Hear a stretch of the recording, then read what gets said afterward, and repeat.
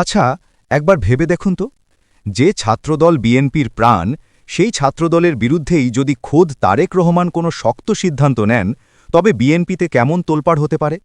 ঠিক এই জিনিসটাই এখন ঘটছে। অনেকে বলছেন বিএনপি আর ছাত্রদল তো আলাদা কিছু না, যা বিএনপি তাই ছাত্রদল।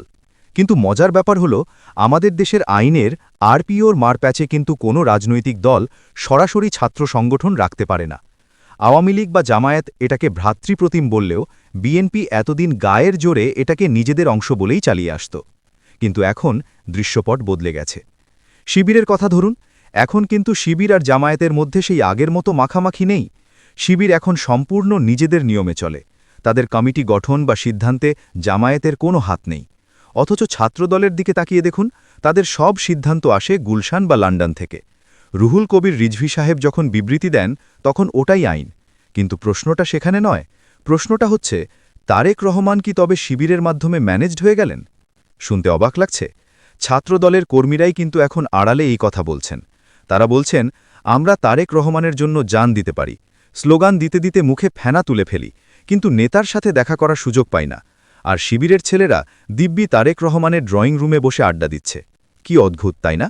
ভাবুন তো, ছাত্রদল সভাপতিকে যেখানে প্রোটোকলের ধাক্কা খেয়ে নেতার গাড়ির সামনে থেকে সরে যেতে হয়, সেখানে শিবিরের কেন্দ্রীয় সভাপতি সাদিক কায়েম অনায়াসেই তারেক রহমানের পাশে গিয়ে বসছেন। ঢাকা বিশ্ববিদ্যালয়ে একটা জানাজা বা কবর জিয়ারাতের কথা ভাবুন।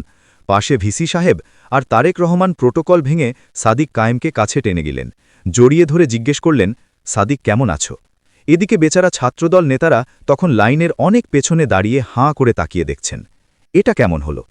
তারেক রহমান কি তবে চোখ খুলে বাস্তবতা দেখছেন? হয়তো তারেক রহমান একটা জিনিস বুঝতে পেরেছেন, যে বর্তমান ক্যাম্পাসে ছাত্রদলের সেই আগের জৌলুস বা খাওয়া নেই। জোয়ার এখন শিবিরের দিকে। রাজনীতিতে জনপ্রিয়তা আর যোগ্যতাকে তো রেসপেক্ট করতেই হয়।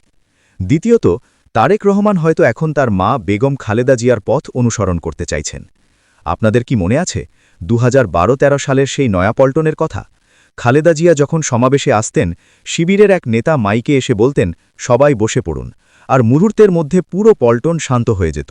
ম্যাডাম তখন অবাক হয়ে বলতেন, এটা কি কোনো ছাত্র সংগঠন নাকি সেনাবাহিনী? শিবিরের এই শৃঙ্খলা আর সততা খালেদা জিয়াকে ডিমপ্রেস করেছিল। তিনি অন্তর থেকে শিবিরকে স্নেহ করতেন।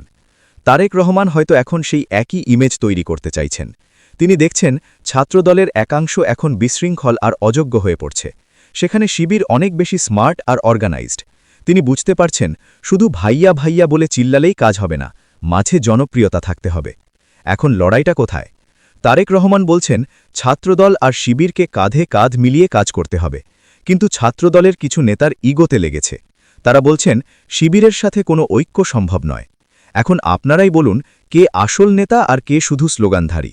নেতার দূরদর্শিতা আর কর্মীদের জেদ, এই দুইয়ের লড়াইয়ে বিএনপির ভেতরের অবস্থা এখন আসলেই দেখার মতো। এই ভিডিওটি ভালো লাগলে আমাদের চ্যানেলটি সাবস্ক্রাইব করে সঙ্গে থাকুন। ধন্যবাদ।